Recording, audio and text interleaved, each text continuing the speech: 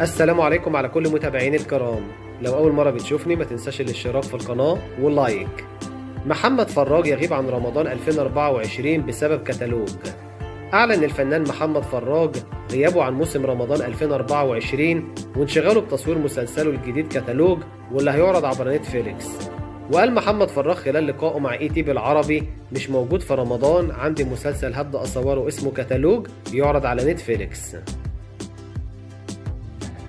وتابع وتحدث عن الأبطال اللي هيشاركوا في البطولة. المسلسل من بطولة ريهام عبد الغفور وخالد كمال وآية سماحة وسماح أنور. وتعرض لمحمد فراج مؤخرا مسلسل بطن الحوت عبر منصة شاهد VIP. مسلسل بطن الحوت مكون من 15 حلقة وكان من بطولة محمد فراج وباسم سمرة وأسماء أبو اليزيد وسماح أنور وعبد العزيز مخيون ويوسف عثمان وحسام